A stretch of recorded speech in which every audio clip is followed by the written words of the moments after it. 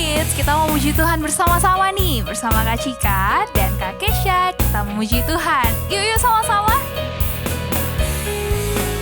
Who breaks the power of sin and darkness, whose love is mighty and so much stronger, the King of glory, the King above all kings. Who shakes the whole earth with holy thunder, who leaves us breathless in awe and wonder, the King of glory, the King above all kings. Sama-sama semuanya. This is amazing grace, this is unfailing love, that you would take my place, that you would bear my cross. You laid down your life, that I would be set free. Oh, Jesus, I sing for all that you've done for me.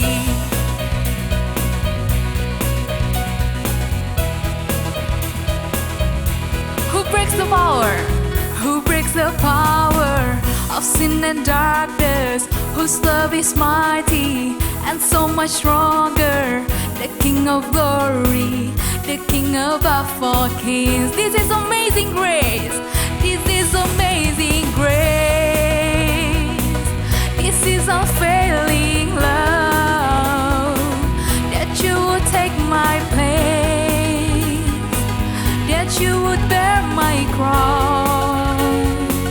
You lay down your life, that I would be set free. Oh, Jesus, I sing for all that you've done for me.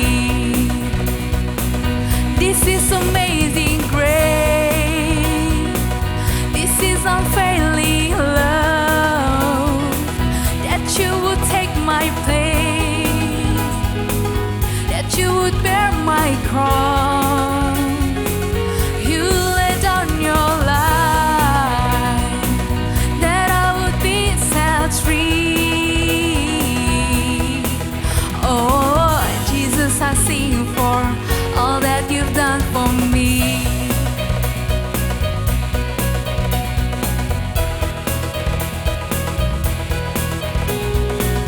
Yeay! Adik-adik, kita tahu bersama-sama bahwa Allah sangat mengasihi kita. Oleh karena itu, mari kita nyanyikan lagu ini bersama-sama.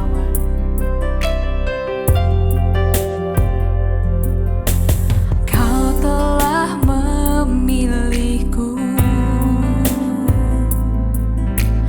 menyebutku kesayanganmu, kau yang menjadikanku sebagai anakmu, memanggilmu Bapa. Ku mau mengenalmu,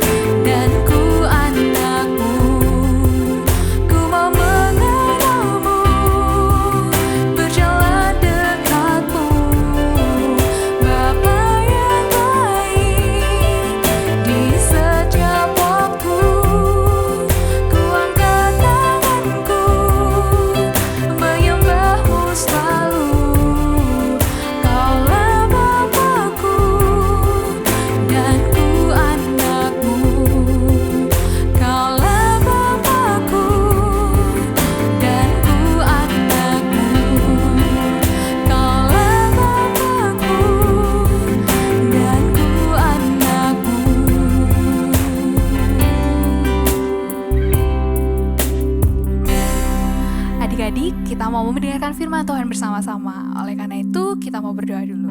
Yuk lipat tangannya bersama-sama. Tutup matanya, kita berdoa. Terima kasih Tuhan buat kesempatan kami masih bisa bertemu lagi untuk mendengarkan firman-Mu Tuhan. Bantu kami untuk dapat mengerti firman-Mu, berikan kami hikmat untuk dapat mengingat setiap firman yang sudah kami dengar. Terima kasih Tuhan buat kebaikan-Mu, kami siap mendengarkan firman Tuhan. Amin. Selamat mendengarkan firman Tuhan. Halo adik-adik, hari ini kita kedatangan tamu istimewa loh. Namanya Willy. Tapi bukan Kak Willy yang biasanya kalian tahu tuh, ini Kak Willy yang baru. Nah, Kak Willy ini adalah mahasiswa dari Sekolah Teologi di Malang. Kita panggil bersama yuk ya. Yang keras ya suaranya ya. Kak Willy. Loh, malah Kak Willy. Mungkin suaranya kurang keras. Lebih keras lagi ya. 1, 2, 3. Kak Willy. Wah, Kak Willy habis olahraga. Iya. Waduh, masih bawa ini nih. Taruh dulu kali ya. Ya. Waduh. Capek ya Kak? Iya, capek. Banyak keringatnya lagi. Iya. Aduh. Halo adik-adik semua. Kak Pauline ada air? Air? Ada. Haus nih. Bentar aku ambilin ya. Nih, Wah, air. makasih. Minum dulu ya adik-adik ya. Wah, kasihan Kak Willy ya, capek berkeringat. Udah seger lagi sekarang. Wah, puji Udah seger Tuhan. lagi. Nah, adik-adik, tahu nggak? Air ini penting loh buat kita semua. Kita ini nggak bisa hidup kalau nggak ada air. Nah, air ini, adik-adik, bukan cuma bagus buat kehidupan kita, tapi buat kehidupan semua makhluk hidup yang ada di dunia ini. Ya, betul sekali. Nah, tadi air yang Kak Pauline kasih ke Kak Willy ini air biasa, air minum biasa. Tapi Yesus punya air yang sangat istimewa yang tidak dipunyai siapapun di dunia ini. Nah, kita akan dengar kisahnya. Sebelumnya kita akan baca Alkitab bersama dengan Kak Willy ya. Dari kitab Yohanes. Silakan adik-adik siapkan Alkitabnya, kita baca bersama. Yohanes pasal 4 ayat 13 sampai 14. Yohanes 4 ayat 13 dan 14 dan ayat 25 dan 26. Jawab Yesus kepadanya, "Barang siapa minum air ini, ia akan haus lagi. Tetapi barang siapa minum air yang akan kuberikan kepadanya, ia tidak akan haus untuk selama-lamanya. Sebaliknya, air yang akan kuberikan kepadanya akan menjadi mata air di dalam dirinya yang terus-menerus memancar sampai kepada hidup yang kekal." Ayat 25, jawab perempuan itu kepadanya, "Aku tahu bahwa Mesias akan datang, yang disebut juga Kristus. Apabila ia datang, ia akan memberitakan segala sesuatu kepada kami." Kata Yesus kepadanya, "Akulah dia yang sedang berkata-kata dengan engkau." Nah, sekarang kita akan mengikuti kisah Alkitab yang telah digambarkan dengan sangat bagus oleh Kak Dewi. Ayo kita ikuti bersama. Yesus bertemu dengan orang ini ketika dia dan murid-muridnya mengadakan perjalanan dari Yudea ke Galilea. Biasanya orang bepergian dengan berjalan kaki pada masa itu.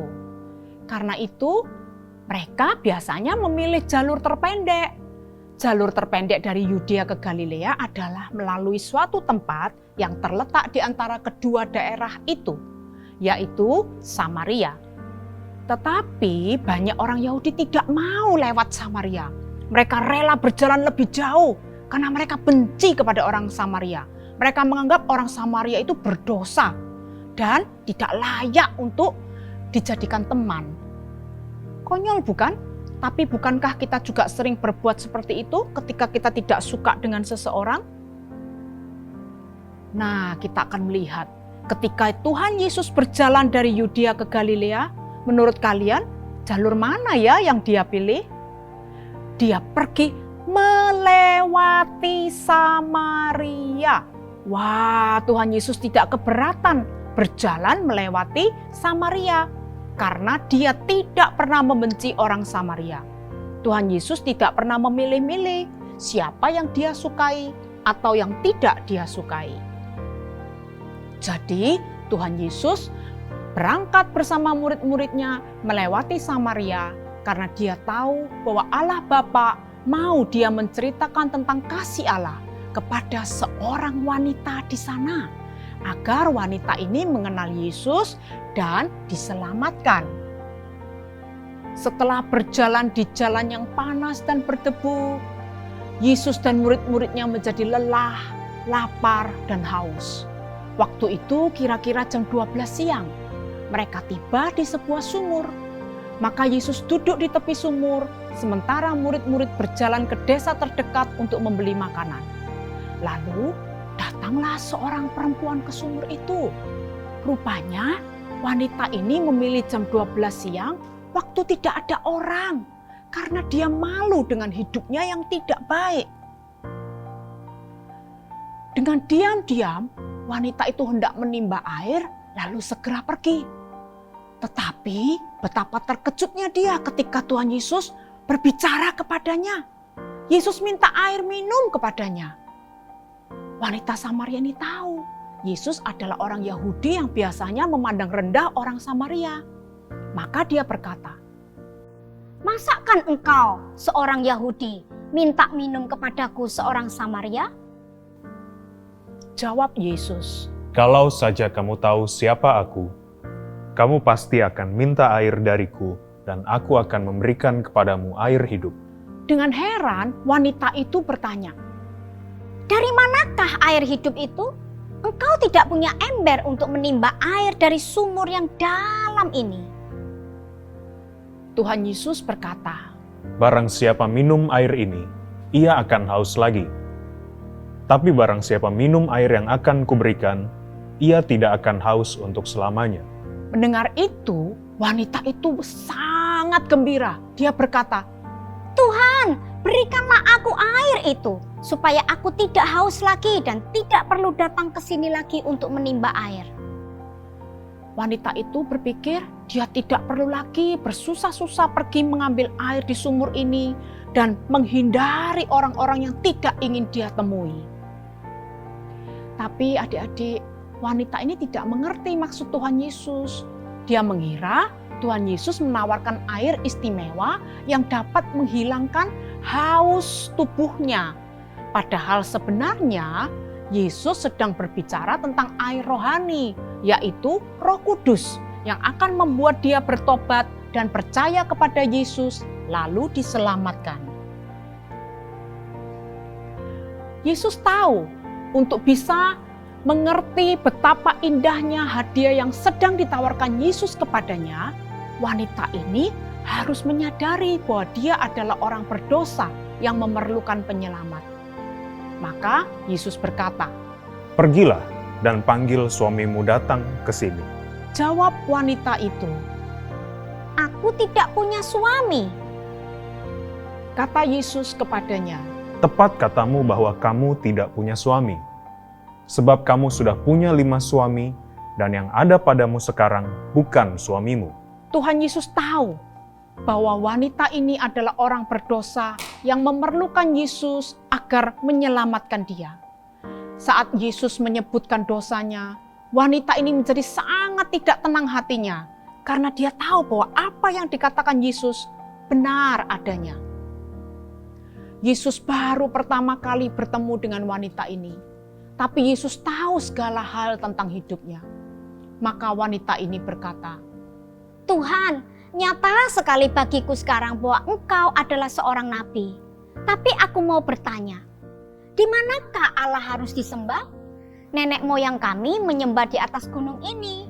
Tetapi kalian orang Yahudi mengatakan bahwa Yerusalemlah tempat orang menyembah Allah." Yesus menjelaskan apa arti menyembah Allah. Menyembah Allah bukan tentang tempat di mana kita harus menyembah. Barulah Allah menerima penyembahan kita. Tetapi menyembah Allah adalah tentang hati kita yang sungguh-sungguh merindukan dan mengasihi Dia. Wanita itu berkata, "Aku tahu bahwa penyelamat akan datang. Apabila ia datang, ia akan memberitakan segala sesuatu kepada kami. Yesus berkata, Akulah sang penyelamat yang telah ditunggu-tunggu itu. nah adik-adik, Yesus menyatakan dirinya sebagai penyelamat yang dijanjikan Allah kepada wanita Samaria ini.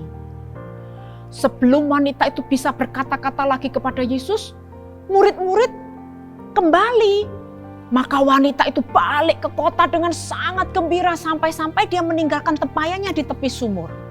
Dia pergi ke kotanya, dia menceritakan tentang Yesus kepada orang-orang di kotanya. Mari lihat, di tepi sumur ada seseorang yang tahu segala sesuatu yang telah kuperbuat. Mungkinkah dia itu penyelamat yang dijanjikan? Wah, orang-orang sekampungnya heran melihat perubahan pada wanita itu. Ada sukacita dalam diri wanita itu. Padahal dulu wanita itu selalu menghindari mereka.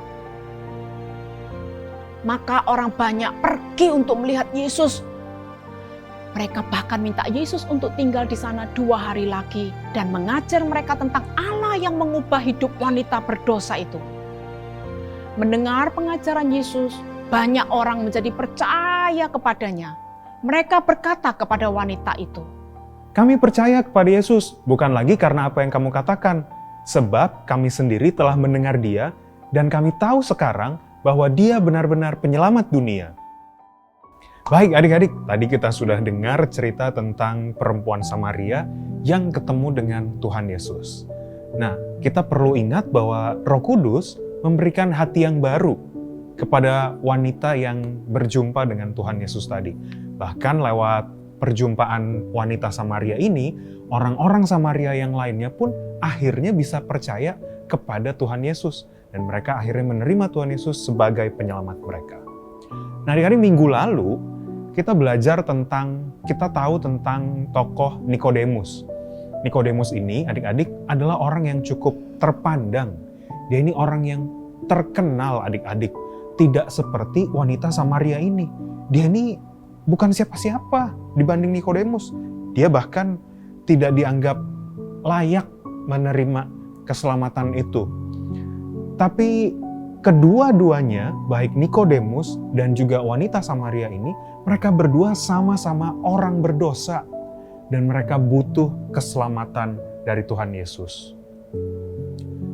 Nah, walaupun itu tadi 2 orang, Nikodemus dan wanita Samaria itu, Alkitab juga mengatakan bahwa kita semua, adik-adik dan juga kakak, kita semua adalah orang-orang berdosa.